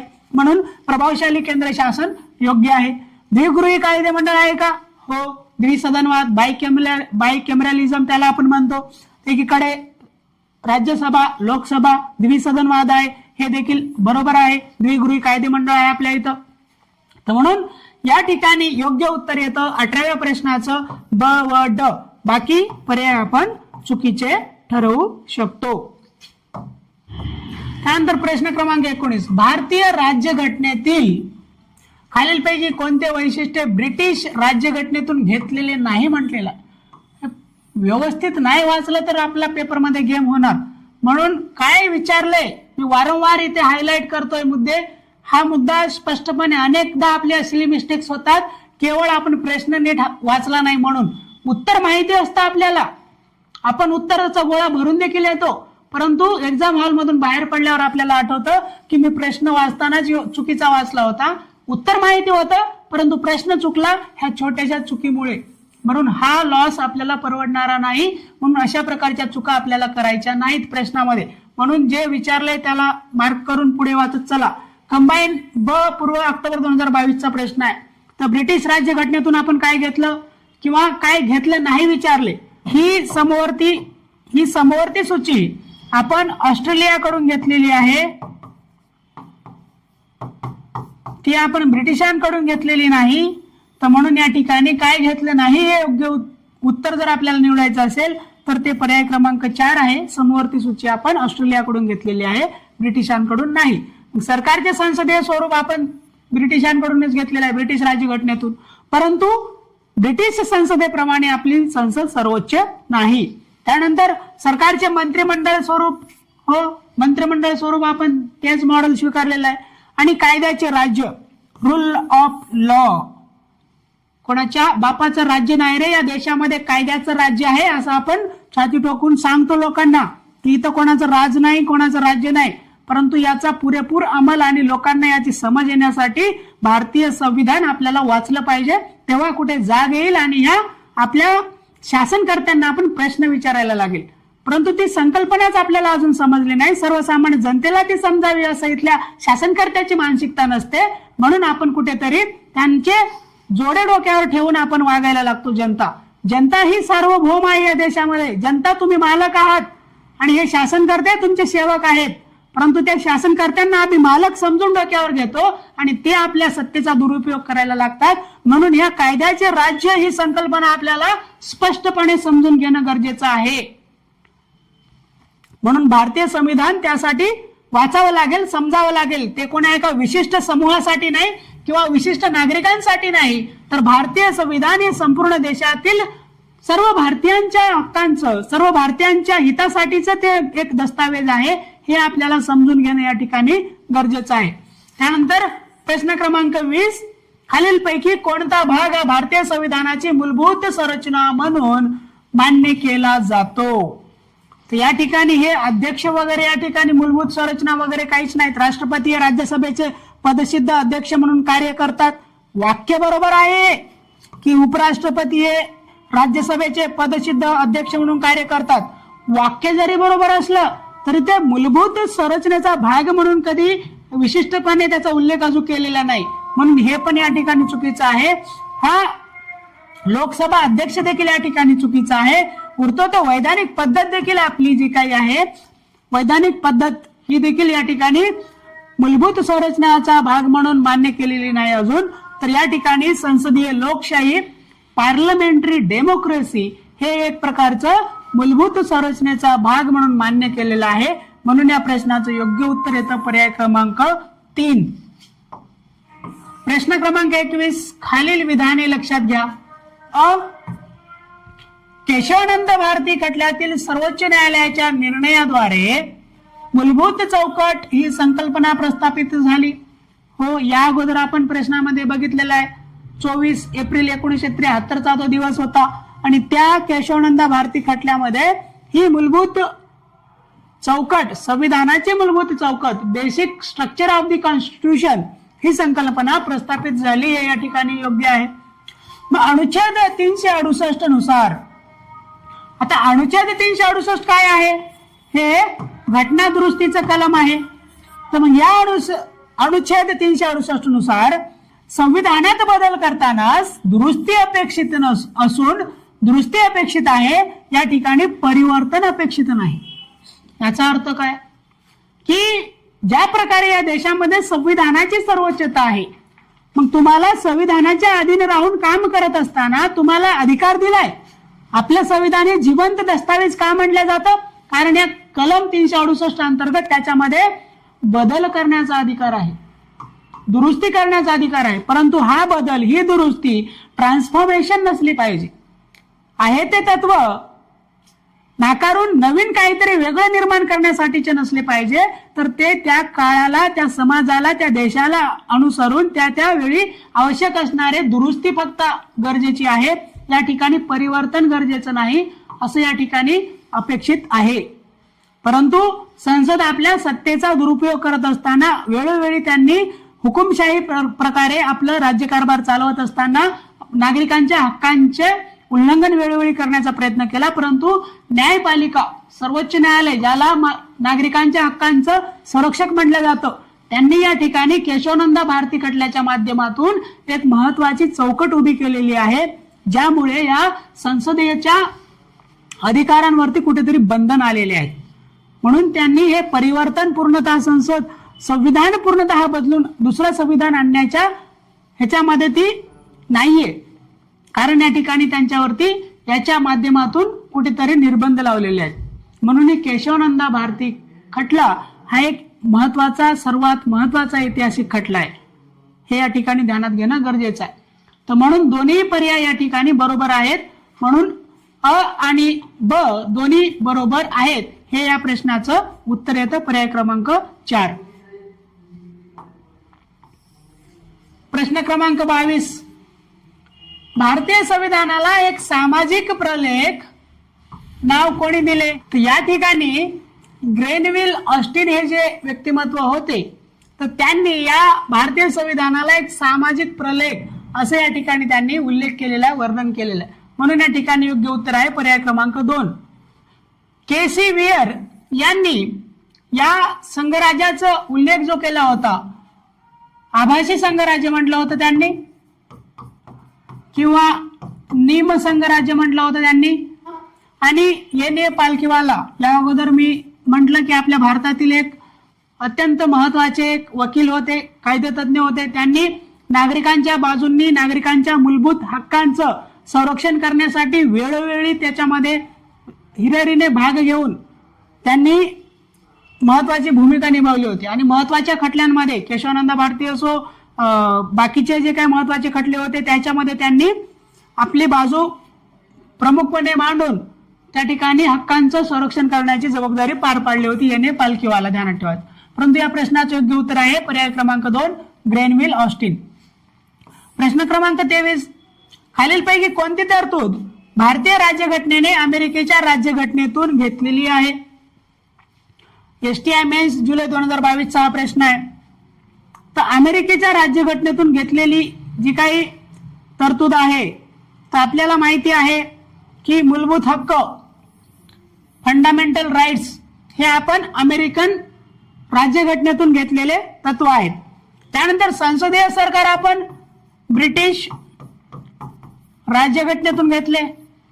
त्यानंतर मूलभूत कर्तव्य आपण USSR, तेव्हाचा USSR, आताचा रशिया. तर या ठिकाणी रशियाकडून घेतले आपण मूलभूत कर्तव्य. एकेरी नागरिकत्व आपण ब्रिटिश मॉडेल फॉलो केलेला आहे. एक इथं ध्यानात ठेवा, संविधानातील कलम 9 article 9 of the constitution prohibits dual citizenship. कलम 9 संविधानाचे दुहेरी नागरिकत्वाला नाकारतो. कलम 9 काय म्हणतो? The person who voluntarily acquires the citizenship of foreign state not to be the citizen of India. म्हणजे असा एखादा व्यक्ती जो परकीय नागरिकत्व ऐच्छिकपणे धारण करतो तो भारताचा नागरिकत्व नसेल असं आपल्याला कलम 9 सांगतं. तर म्हणून कलम 9 आपलं दुहेरी नागरिकत्व नाकारतो. आणि एकेरी नागरिकत्वाचा जो स्रोत आहे आपला तो ब्रिटिश संविधानातला आहे. म्हणून या ठिकाणी प्रश्नात म्हटले अमेरिकन राज्यघटनेतून काय घेतलं, तर आपण मूलभूत हक्क घेतले. म्हणून या ठिकाणी पर्याय क्रमांक 2 हे 23व्या प्रश्नाचं योग्य उत्तर ठरतो. प्रश्न क्रमांक 24, भारतीय संविधानाच्या वैशिष्ट्यांपैकी संघराज्याच्या तत्वाशी पुढीलपैकी कोणती वैशिष्ट्ये सुसंगत नाहीत? तांत्रिक सेवा पूर्व 2022चा प्रश्न आहे. तर भारतीय संघराज्य वैशिष्ट्यांपैकी सर्व घटक राज्यांसाठी एक संविधान, हो भारतामध्ये सिंगल कॉन्स्टिट्यूशन आहे. त्यानंतर भारतात एकल नागरिकत्व आहे, तर हो आहे. त्यानंतर काय म्हणतं? केंद्राला अधिक कायदे निर्मितीचे अधिकार, हो केंद्राला अधिकचे कायदे निर्मितीचे अधिकार देखील आहेत भारतीय संघराज्यामध्ये. त्यानंतर केंद्राद्वारे राज्यपालांची नेमणूक, हो हे आपण कॅनेडियन मॉडेल आहे आपलं, कॅनडाचं तत्व आहे. परंतु भारतीय संघराज्यासाठी ते लागू होतं. आपल्याला काय लागू होत नाही, काय सुसंगत नाही ते ओळखायचं. घटक राज्याचे कायदे निर्मितीचे अधिकार केंद्र उल्लंघन किंवा अतिक्रमण करू शकत नाही, तर हे या ठिकाणी चुकीचं आहे. तर घटक राज्याचे कायदे निर्मिती अधिकार उल्लंघन किंवा अतिक्रमण करू शकते. आपल्याला फेमस उदाहरण, राष्ट्रपती राजवट लागू केली जाते राज्यांमध्ये आणि त्यांचे कायदे निर्मितीचे देखील अधिकार केंद्र प्रबळ असल्यामुळे केंद्राकडे हे होतात, ट्रान्सफर होतात. राज्यातले विधिमंडळ तात्पुरतं देखील त्याला आपण अकार्यक्षम करून टाकतो. तसंच करून आपण जम्मू काश्मीरचे 2 विभाग केले. त्यानंतर महत्वाचं म्हणजे 356 कलम तर आहेच राष्ट्रपती राजवटीसाठी, परंतु 249 कलम काय म्हणते? तर देशाच्या हितात, इंटरेस्ट ऑफ द नेशन, देशाच्या हिताच्या दृष्टिकोनातून एखाद्या राज्याचा जे काही सूची असते, राज्य सूची, स्टेट लिस्ट, तर त्या स्टेट लिस्ट मधील विषयांवरती कायदे करण्याचा अधिकार राज्यसभा 2/3 बहुमताने एखादा ठराव पारित करून संसदेला अधिकृत करू शकते. म्हणजे अतिक्रमण करू शकते किंवा त्यांचं उल्लंघन ते करू शकतात. 365 कलम काय म्हणते आपल्याला? Instruction given by the union to the states this to be follow. म्हणजे 365 अंतर्गत जे इन्स्ट्रक्शन असतात, जे काही केंद्र राज्यांना जे काही सूचना देतो, तर त्याचं पालन करणं हे घटक राज्यांना त्यांचं ते आवश्यक असतं. जर तसं नसेल करतील तर ते 356 अंतर्गत राष्ट्रपती राजवट वगैरे लागू करण्याला कारण भेटतं केंद्राला. म्हणून हे या ठिकाणी हे चुकीचं आहे. हे चुकीचं आहे. आपल्याला वरील सर्व 4ही वाक्य पाहिजे. या प्रश्नाचं योग्य उत्तर येतं पर्याय क्रमांक 2 अ ब क ड. प्रश्न क्रमांक 25 खालील विधाने विचारात घ्या. तांत्रिक सेवा पूर्व एप्रिल 2022चा प्रश्न आहे. अ स्टेटमेंट काय म्हणतं? मूलभूत कर्तव्ये भारतीय संविधानाचे वैशिष्ट्य आहेत, हो बरोबर आहे. त्यानंतर ब काय म्हणते? ती संविधानात 44व्या वाचताना व्यवस्थित वाचायचंय. आकडा जिथं दिला तिथं गफलत करते आयोग, म्हणून वाचताना लक्षपूर्वक वाचायचं, हायलाइट करायचं आणि आठवण्याचा प्रयत्न करायचा की ते वाक्यामध्ये दिले ते बरोबरच आहे का. तर हे 44व्या संविधान दुरुस्ती कार्याद्वारे अंतर्भूत करण्यात आले, हे या ठिकाणी चुकीचं आहे. कारण मूलभूत कर्तव्य आपल्या संविधानामध्ये 42वी घटना दुरुस्ती 1976 अंतर्गत समाविष्ट करण्यात आले. 42वी घटना दुरुस्ती, 44वी घटना दुरुस्ती अत्यंत महत्वाच्या घटना दुरुस्ती आहेत, परस्पर विरोधी आहेत. कारण 42व्या घटना दुरुस्तीने काही महत्वाचे जे काही निर्णय घेतले होते, बदल केले होते, त्याला पूर्ववत केलं 44व्या घटना दुरुस्तीने. आणि ती 44वी घटना दुरुस्ती 1978 ला झाली, 2 वर्षानंतर. मग या अंतर्गत संविधानामध्ये मूलभूत कर्तव्य समाविष्ट करण्यासाठी सवर्ण सिंग समिती स्थापन करण्यात आली होती आणि त्या समितीने म्हटलं होतं 8 मूलभूत कर्तव्य समाविष्ट करा, परंतु केंद्राने काही बदल करून त्या समितीच्या शिफारशीमध्ये 10 मूलभूत कर्तव्य समाविष्ट केले 42व्या घटना दुरुस्तीने. त्यानंतर 11वं मूलभूत कर्तव्य आपलं 86वी घटना दुरुस्ती 2002 अंतर्गत समाविष्ट करण्यात आलं. म्हणून आज वर्तमानामध्ये संविधानामध्ये 11 मूलभूत कर्तव्य आहेत. म्हणून या ठिकाणी ध्यानात घ्या, इथे 44 न पाहिजे, या ठिकाणी 42 पाहिजे. तर म्हणून अ हे बरोबर आहे, परंतु ब चुकीचं आहे. या ठिकाणी पर्याय पाहत असताना आयोगाच्या फायनल आन्सर की नुसार उत्तर पर्याय क्रमांक 2 दिलेला आहे. अ बरोबर आहे व ब चूक आहे. परंतु जर आपण हे देखील पर्याय जर वाचला थोडक्यात, फक्त अ बरोबर आहे याचाच अर्थ ब चुकीचा आहे. परंतु आयोगाने एक्सप्लिसिटली क्लिअरली मेन्शन करून दिलं होतं की अ बरोबर आहे ब चूक आहे, म्हणून प्रायोरिटी ही पर्याय 2 ला आहे आणि फायनल की नुसार उत्तर याचं पर्याय क्रमांक 2 दिलेला आहे. आणि बाकी जे काही माहिती मी इथे सांगितली ती संपूर्णतः ऑथेंटिक बरोबर आहे. प्रश्न क्रमांक 26 कंबाईन ग्रुप बी 2021 चा प्रश्न आहे. विधान काय म्हणते? संसदीय पद्धतीमध्ये प्रशासनावरील कायदेमंडळाचे नियंत्रण अध्यक्षीय पद्धतीपेक्षा भिन्न असते.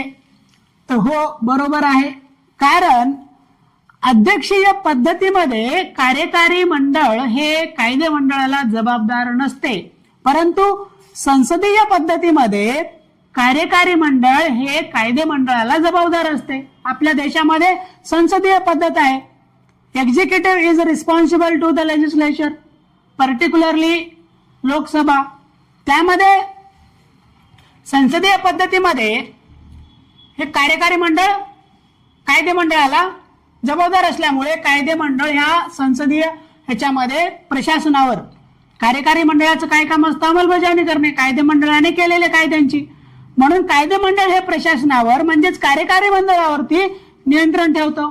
परंतु अध्यक्षीय लोकशाहीमध्ये, अध्यक्षीय प्रणालीमध्ये त्या ठिकाणी कायदे मंडळाचं कार्यकारी मंडळावरती नियंत्रण भिन्न प्रकारचं असतं, कारण त्या ठिकाणी तेथील कार्यकारी मंडळ त्या संसदेला जबाबदार नसतं. तर म्हणून हे विधान बरोबर आहे. त्यानंतर कारण काय दिलेलं आहे? ब प्रशासनावर कायदे मंडळाचे नियंत्रण हे लोकसत्ताक शासनाचे महत्वाचे वैशिष्ट्य आहे. तर हो, जरी हे लोकसत्ताक शासनाचे महत्वाचे वैशिष्ट्य असले तरी त्या विधानाला धरून हे कारण नाहीये. कारण जर असं म्हटलं असतं की जे वाक्य मी अगोदर म्हटलं की याचं जर कारण, विधानाचं कारण जर स्पष्टपणे द्यायचं असतं तर आपण म्हटलं असतं की याचं कारण बाबा अध्यक्षीय लोकशाहीमध्ये, अध्यक्षीय प्रणालीमध्ये कार्यकारी मंडळ हे कायदे मंडळाला जबाबदार नसते, परंतु संसदीय प्रणालीमध्ये कार्यकारी मंडळ हे संसदेला किंवा कायदे मंडळाला जबाबदार असते. हे यामागचं प्रमुख कारण आहे. म्हणून या ठिकाणी आपले अ व ब दोन्ही बरोबर आहेत, परंतु ब हे याचे योग्य स्पष्टीकरण नाही. म्हणून पर्याय क्रमांक 2 हे या ठिकाणी योग्य उत्तर येतं. प्रश्न क्रमांक 27 सूची ए व बी मधील जोड्या जुळवा. राज्यसेवा पूर्व 2021 चा प्रश्न आहे. आपलं एकेरी नागरिकत्व इंग्लंड बरोबर आहे. न्यायिक पुनर्विलोकन अमेरिका बरोबर आहे. राज्य धोरणाची मार्गदर्शक तत्वे आयर्लंड बरोबर आहे. केंद्र राज्य संबंधातील समवर्ती सूची ऑस्ट्रेलिया बरोबर आहे. 1 2 3 4 जे जे कार. अब कड आपल्या या ठिकाणी योग्य उत्तर येतं पर्याय क्रमांक 1. प्रश्न क्रमांक 28 भारतीय राज्यघटनेतील संदर्भानुसार धर्मनिरपेक्ष राज्य म्हणजे काय? What is secular state? म्हणजे सेक्युलर स्टेट म्हणजे काय? त्या ठिकाणी पर्याय 1 काय म्हणतो? राज्य हे धार्मिकतेच्या विरुद्ध आहे का? नाही. भारतामध्ये सकारात्मक धर्मनिरपेक्ष संकल्पना आहे, नकारात्मक नाही. म्हणून भारतातील जे काही राज्य आहे ते धार्मिकतेच्या विरुद्ध नाही, तटस्थ असते. त्यानंतर 2 काय म्हणते, राज्याला धर्म आहे का? नाही, राज्याला धर्म नाही असं असायला पाहिजे होत. राज्याचा एक विशिष्ट असा धर्म नाही भारतामध्ये, म्हणून ब देखील या ठिकाणी चुकीचं आहे. आपल्याला धर्मनिरपेक्ष राज्य म्हणजे काय हे या ठिकाणी ओळखायचं आहे. राज्य हे अधार्मिक आहे. या ठिकाणी राज्य धार्मिकही नाही आणि अधार्मिकही नाही. सर्व धर्मांना समान पातळीवरती वागणूक देण्याची संकल्पना आपल्या संविधानाने पुरस्कृत केलेली आहे, म्हणून या ठिकाणी हे देखील चुकीचं आहे. परंतु विशिष्ट धर्माला विशिष्ट वागणूक न देता सर्वांना समान वागणूक द्यावी असं या आपल्या धर्मनिरपेक्षतेची संकल्पना सांगते. मग उरतो पर्याय 4, त्यामध्ये काय म्हणतो, राज्याने कोणत्याही विशिष्ट धर्माला अग्रक्रमाने वागणूक देण्याचे टाळले आहे. हे या ठिकाणी योग्य उत्तर येतं. धर्मनिरपेक्ष राज्य म्हणजे कोणत्याही विशिष्ट धर्माला अग्रक्रम न देणे किंवा त्याला विशिष्ट वागणूक न देणे. परंतु हे कागदोपत्री संविधानात बरोबर दिसतं आपल्याला, परंतु ग्राउंड लेवलवरती मात्र विशिष्ट जे काही बाजू वेगळी दिसते. याला कारण काय की संविधान सभेमध्ये बाबासाहेबांनी म्हटलं होतं की संविधान कितीही चांगलं असेल तर त्याला अंमलात आणणारे लोकच कुचकामी असतील तर ते चांगल्यात चांगलं संविधान देखील कुचकामी ठरेल, किंवा संविधान कितीही वाईट असेल तर त्याला अंमलात आणणारे लोक जर का इमानदार असतील, प्रामाणिक असतील, नैतिक दृष्ट्या ते जर का चांगले असतील ते कुचकामी संविधान देखील चांगल्यात चांगलं सरस ठरू शकतं. याला ही वर्तमान परिस्थिती जर आपण बघितली तर तेव्हा केलेलं हे दृष्टिकोनातून पुढेच्या दृष्टिकोनातलं हे वाक्य आज देखील संयुक्तिक ठरतं. म्हणून या ठिकाणी संविधानिक मूल्य जपण्याचं काम झालं पाहिजे. यासाठी जनता जागरूक होऊन त्या शासनाला धारेवर धरण्यासाठी जबाबदारी ठेवलं पाहिजे.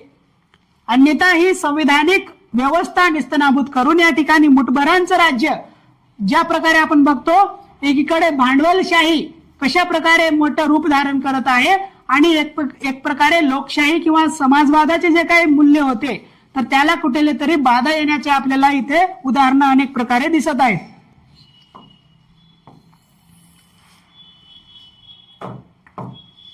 प्रश्न क्रमांक 29, रूल ऑफ लॉ म्हणजेच कायद्याचे राज्य या संकल्पनेस सामाजिक करार म्हणून कोणी संबोधले? सोशल कॉन्ट्रॅक्ट असं कोणी म्हटलं रूल ऑफ लॉ या संकल्पनेस? राज्यसेवा मुख्य 2020 चा प्रश्न आहे. तर या ठिकाणी ध्यानात ठेवायचं आहे लॉक आणि रुसो. तर या व्यक्तिमत्वांनी या कायद्याच्या राज्य या संकल्पनेला सामाजिक करार म्हणून संबोधलं होतं, म्हणून या ठिकाणी योग्य उत्तर आहे पर्याय क्रमांक 4. प्रश्न क्रमांक 30, भारताचे संविधान हे पूर्णपणे संघराज्यात्मक स्वरूपाचे किंवा पूर्णपणे एककेंद्री स्वरूपाचे नाही, तर त्यामध्ये दोन्ही पद्धतीचे मिश्रण दिसून येईल. दोन्ही पद्धतीच्या मिश्रणातून तयार झालेले तो एक वेगळाच प्रकार आहे असे भारतीय संघराज्याबाबत कोणी म्हटले? राज्यसेवा मुख्य 2020 चा प्रश्न आहे. तर अशा प्रकारचं वक्तव्य हे श्री दुर्गादास बसू यांनी म्हटलेलं आहे, म्हणून या प्रश्नाचं योग्य उत्तर आहे पर्याय क्रमांक 3. तर अशा प्रकारचे प्रश्न आपल्याला माहिती असतील, वाक्य कोण्या व्यक्तिमत्वाने म्हटलेले आहेत तर अटेम्प्ट करायचं, किंवा जर का माहिती नसेल, काही आयडिया नसेल आपल्याला एलिमिनेट वगैरे करण्याची, तर असं स्किप करून टाकायचं. प्रश्न क्रमांक 31, खालीलपैकी कोणते विधान बरोबर आहे? राज्यसेवा मुख्य 2020 चा हा प्रश्न आहे. विधान 1, भारत आणि अमेरिका या दोन्ही संघराज्यातील राज्यघटनेतील अधिकारांच्या 3 याद्या ही बाब समान आहे. हे या ठिकाणी चुकीचं आहे. त्या ठिकाणी 2 याद्या आहेत, एक राज्याची एक संघराज्याची. 3 याद्या ही बाब चुकीची आहे, समान नाही. त्यानंतर कॅनडाच्या संघराज्याच्या प्रतिकृतीने वैधानिक अधिकारांच्या 2 याद्यांची तरतूद केलेली असून एक यादी संघ सरकारची तर दुसरी यादी घटक राज्यांची आहे. तशी यादी असली तरी अवशिष्ट अधिकारांची वेगळी, म्हणजे अवशिष्ट अधिकार कोणाकडे आहेत ज्याची देखील तरतूद आहे कॅनडाच्या याच्यामध्ये, आणि ते अवशिष्ट अधिकार केंद्राकडे आहेत आणि तेच आपण फॉलो केलेलं आहे, म्हणून दुसरं देखील पूर्णतः बरोबर नाही, ते चुकीचं आहे. त्यानंतर भारतीय संघराज्याची व्यवस्था ही केंद्र आणि राज्य यांच्यातील सत्ता विभाजनावर आधारित आहे. हो, परंतु त्यांच्यात न्यायालयीन अधिकारांची विभागणी केलेली नाही. हे जे वरील जे वाक्य होतं अर्ध ते देखील बरोबर आहे की आपले जे काही केंद्र आणि राज्यांचे जे काही सत्ता आहे ते आपली 7वी जे काही परिशिष्ट आहे 7वे परिशिष्ट, त्या 7व्या परिशिष्टामध्ये आपलं सत्तेचं विभाजन आहे, केंद्र सूची, राज्य सूची, समवर्ती सूची. तर म्हणून हे देखील बरोबर आहे. परंतु आपण त्याच्यामध्ये न्यायालयीन अधिकारांची विभागणी केलेली नाही. का? कारण आपल्या इथे इंटिग्रेटेड ज्युडिशियरी आहे, एकात्मक स्वरूपाची न्यायपालिका आहे, म्हणून आपण त्याला न्यायालयीन अधिकारांची विभागणी केली नाही. हे वाक्य आपलं भारतीय दृष्टिकोनातून पूर्णतः बरोबर आहे. तरी आपल्याला बरोबर काय हेच ओळखायचं होतं. पर्याय क्रमांक 3 हे बरोबर आहे. त्यानंतर चौथं काय म्हणतं, उत्तर पर्याय क्रमांक 3 आहे. कार्यकारी मंडळ, विधानमंडळ यांच्यातील संबंधावर आधारित एखाद्या शासनाचे संघराज्य की एकात्म असे वर्गीकरण केले जाते. हे पूर्णतः चुकीचे आहे. आता इथं ध्यानात घ्यायचं आहे की कार्यकारी मंडळ, विधिमंडळ ह्यांच्या संबंधावर आधारित जे काही वर्गीकरण असते ते हे संसदीय लोकशाही आहे की अध्यक्षीय लोकशाही आहे.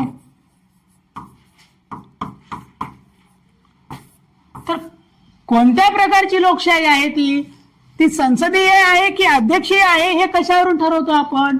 तर ते कार्यकारी मंडळ व विधिमंडळ यांच्या संबंधावर आधारित आपण ठरवू शकतो की ते संसदीय आहे की अध्यक्षीय आहे. उदाहरण, भारतामध्ये संसदीय लोकशाही आहे कारण कार्यकारी मंडळ विधिमंडळाला जबाबदार आहे. परंतु अमेरिकेमध्ये अध्यक्षीय लोकशाही आहे कारण तिथे कार्यकारी मंडळ विधिमंडळाला जबाबदार नसते. तर म्हणून अशा प्रकारची विभागणी आपण हे अध्यक्षीय की संसदीय ओळखण्यासाठी करतो. परंतु एखादे शासन हे संघराज्य की एकात्म, तर असं जर आपल्याला वर्गीकृत करायचं असेल तर ते आपण सत्तेच्या विभाजनावरती करतो. आणि हे सत्तेचे विभाजन आपल्या संविधानामध्ये परिशिष्ट 7व्या परिशिष्टामध्ये आपल्या सत्तेचे विभाजन करण्यात आले. 3 सूच्यांच्या मार्फत 3 वेगवेगळ्या सूच्या निर्माण करण्यात आलेल्या आहेत, केंद्र सूची, राज्य सूची आणि समवर्ती सूची.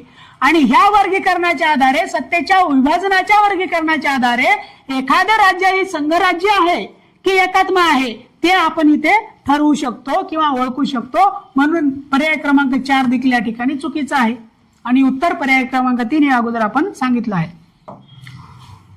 प्रश्न क्रमांक 32, भारताच्या संविधानामध्ये संयुक्त राज्य अमेरिकेच्या संविधानातून कोणती तत्वे घेण्यात आली आहेत? अमेरिकेकडून USA, united state of America. राज्यसेवा मुख्य 2020 चा हा प्रश्न आहे. त्यामध्ये अ स्टेटमेंट काय म्हणतं? संघ राज्य संबंधातील तरतुदी. ठीक आहे, बघू आपण. त्यानंतर 7व्या परिशिष्टातील समवर्ती सूची. बाबा, समवर्ती सूची आपण अगोदर पण कित्येक वेळा रिपीट झालं, हे आपण ऑस्ट्रेलियाकडून घेतलेलं आहे. आपण ऑस्ट्रेलियाकडून घेतलेला आहे समवर्ती सूची. मग ब चुकीचा आहे, ब या ठिकाणी चुकीचा आहे, ब या ठिकाणी चुकीचा आहे. कधीही प्रश्न सोडवताना एखादी चूक भेटली आपल्याला की लगेच कोणते पर्याय काटू शकतो तिथं लगेच जायचं, चटकन पर्याय एलिमिनेट करायचे. आलो आपण 50-50, तर असे प्रश्न सोडवूनच यायचे, स्किप करून यायचे नाही. 50-50% आहे ना, तर प्रश्न सोडवल्याशिवाय राहायचं नाही. त्यानंतर मूलभूत अधिकार आपल्याला क पाहिजे उत्तरामध्ये. ड आपल्याला सशस्त्र दलाचे सरसेनापती, हो हे देखील आपण अमेरिकेकडून घेतलेलं आहे. क आणि ड आपल्याला उत्तरात पाहिजे, तर या ठिकाणी फक्त क आणि ड आहे, इथे देखील आहे. कारण परंतु संघ राज्य संबंधाबाबतची तरतुदी आपण हे अमेरिकेकडून घेतलेलं तत्व नाहीये, तर म्हणून अ या ठिकाणी चुकीचं आहे. पर्याय क्रमांक 4 हे या ठिकाणी योग्य उत्तर येतं, फक्त क व ड. प्रश्न क्रमांक 33, प्राचार्य के.सी. वेयर यांच्या निरीक्षणानुसार खालील विधानांपैकी कोणत्या विधानातून भारतीय संघराज्य पद्धतीचे खडे स्वरूप व्यक्त होते? कंबाईन ग्रुप बी 2020 चा प्रश्न आहे. के.सी. वेयर याच्यासाठी आपण निमसंघराज्य, आभासी संघराज्य असं त्यांनी उल्लेख केलेला आपण अगोदर बघितलेला आहे. तर म्हणून या ठिकाणी आपल्याला भारतीय संघराज्य संस्थात्मक संकल्पनेपेक्षा अधिक क्रियात्मक आहे, हे या ठिकाणी चुकीचं आहे. एकपक्षीय प्रभावी राजवट ही राज्यवादाच्या तत्वाशी संघर्ष करणारी ठरली. आता हे वाक्य जरी बरोबर जरी असलं तर उदाहरणार्थ बघा, 2019च्या अगोदर आपल्या देशामध्ये विरोधी पक्ष कोणताही नव्हता, विरोधी पक्ष नेताही नव्हता, कारण 1/10 मेजॉरिटी नव्हती विरोधी पक्षाच्या गटाला. तर त्यामध्ये मग तेव्हा एक पक्षीय प्रभावीपणे ते काम करत होता, मनमानीप्रमाणे शासन कारभार करत होता. तर त्यावरती ज्युडिशियरी देखील पूर्णतः कार्यक्षम नव्हती, मौन बाळगून बसली होती. तर म्हणून एक पक्षीय प्रभावी राजवट ही तत्वाशी संघर्ष करणारी ठरते जेव्हा जेव्हा ती पूर्ण बहुमत येते, ऍब्सोल्यूट मेजॉरिटी ज्याला म्हणतो आपण. तर तेव्हा हे असं संघर्ष होतो, आपला संघराज्याच्या तत्वाशी संघर्ष ठरतो. परंतु हे वाक्य बरोबर आहे, परंतु ते केसी व्हीएर यांनी म्हटलेलं नाहीये. त्यानंतर भारतीय संघराज्य घटकांमधील कराराचा परिणाम नाही, तर हे पण वाक्य बरोबर आहे, परंतु या व्यक्तिमत्वानं ते म्हटलेलं नाही की भारतीय संघराज्यामध्ये घटक राज्य याच्यामध्ये करार करून एकत्र आलेलं आपलं संघराज्य नाहीच आहे मुळीच. ते अमेरिकन संघराज्य आहे जिथं करार करून एकत्र आलेले, अग्रीमेंट करून एकत्र आलेले आहेत. तशा प्रकारचं संघराज्य आपलं नाहीये. म्हणून आपण संविधानामध्ये फेडरेशन किंवा संघराज्य हा शब्द नाही वापरला, राज्यांचा संघ हा वापरला. आपल्याला युनियन हा शब्द प्रयोग आपण केलेला आहे, युनियन ऑफ स्टेट म्हटलेला, राज्यांचा संघ. म्हणून चौथं या ठिकाणी योग्य उत्तर आहे, कारण एकात्म राज्याची दुय्यम वैशिष्ट्ये, निम संघराज्य म्हटलं किंवा त्याला आपण आभासी संघराज्य म्हटलं, हे या ठिकाणी बरोबर बसतं की एकात्म राज्याची दुय्यम वैशिष्ट्ये असलेल्या संघराज्यापेक्षा ते संघराज्याची दुय्यम वैशिष्ट्ये असलेले एकात्म राज्य आहे, हे असा उल्लेख केसी व्हीएर यांनी केलेला आहे. प्रश्न क्रमांक 34, कोणत्या तत्वातून न्याय संस्थेच्या प्रशासकीय कृतीवरील नियंत्रणाचा उगम होतो? या ठिकाणी ध्यानात घ्या, आपल्याला माहिती आहे इथं प्रशासकीय कृतीवरील नियंत्रणाचा उगम म्हटलेला आहे, कार्यकारी मंडळ त्यांच्या कृतीवरील नियंत्रणाचा उगम म्हटलेला आहे. तर आपल्या देशामध्ये कायद्याचं राज्य आहे, रूल ऑफ लॉ आहे. तर म्हणून या ठिकाणी हे जे तत्व आहे कायद्याचे राज्य, तर यामधून ह्या प्रशासकीय कृतीवरील नियंत्रणाचा उगम आपल्याला होताना दिसतो. म्हणून या ठिकाणी योग्य उत्तर आहे पर्याय क्रमांक 2, कायद्याचे राज्य. आणि कायद्याच्या राज्यात आपण म्हणतो ना, कायद्यात राहाल तर फायद्यात राहाल, मग ते प्रशासन असो किंवा मग नागरिक असो. तर कायद्याच्या राज्यात कायद्याच्या नुसार आपण जर राहिलो, परंतु ते कायदे कसे असले पाहिजे, केंद्राचे किंवा संसदेचे संविधान सुसंगत असले पाहिजे. आणि ते जर नसतील तर न्यायपालिका आपलं काम करते की हे कायद्याच्या राज्यात सर्वोच्च कायदा किंवा सर्वोच्च जे काही भूमीचा कायदा आहे तो संविधान आहे, आणि संविधानाच्या अधीने राहून जे काही कायदे निर्माण केले जातील त्या कायद्याला अनुसरून आपण कार्य केलं पाहिजे, नागरिक प्रशासन सर्वांनी. म्हणून या ठिकाणी कायद्याचे राज्य ही संकल्पना यासाठी संयुक्तिक ठरते. न्यायिक पुनर्विलोकन हे न्यायालयाला अधिकार देते. ज्युडिशियल रिव्ह्यू ही जी संकल्पना आपण अमेरिकेकडून घेतली जरी असली तर ते इम्प्लिसिटली आपल्या आर्टिकल 13 मध्ये आपल्याला दिसते, कलम 13 मध्ये वगैरे, की नागरिकांच्या हक्कांच्या विपरीत असणारे कायदे जे काही घटनाबाह्य ठरवण्याचा अधिकार, संविधानाच्या सुसंगत एखादा कायदा आहे की नाही हे ठरवण्याचा अधिकार या संकल्पनेअंतर्गत न्यायपालिकेला भेटतो. परंतु प्रश्नानुसार आपलं उत्तर हे पर्याय क्रमांक 2 आहे, हे या ठिकाणी ध्यानात घेणं गरजेचं आहे. प्रश्न क्रमांक 35, भारतीय राज्यघटनेची खालीलपैकी कोणती संघराज्यात्मक वैशिष्ट्ये नाहीत? आता वैशिष्ट्ये नाहीत हे विचारले, संघराज्यात्मक वैशिष्ट्ये नाहीत. तर या ठिकाणी संघराज्यात्मक वैशिष्ट्ये नाहीत, हे हे संघराज्यात्मक नाहीत याचा अर्थ एकात्मक काय आहेत हे ओळखायचं आहे. हे स्वतंत्र न्याय व्यवस्था संघराज्यात्मक वैशिष्ट्य आहे, म्हणून या ठिकाणी येत नाही उत्तरामध्ये. या ठिकाणी आपण काढला, आणि राज्यघटनेचे सर्वश्रेष्ठत्व किंवा सुप्रमेसी ऑफ द कॉन्स्टिट्यूशन त्याला म्हणतो आपण, ते देखील एक संघराज्य वैशिष्ट्य आहे. म्हणून देखील उत्तरामध्ये नाही पाहिजे आपल्याला, कारण आपल्याला संघराज्य कोणतं वैशिष्ट्य नाही ते ओळखायचं आहे. म्हणून या ठिकाणी पर्याय उरतो आपला पर्याय क्रमांक 3, फ. म्हणजे एकच राज्यघटना, सिंगल कॉन्स्टिट्यूशन हे एकात्मक आहे.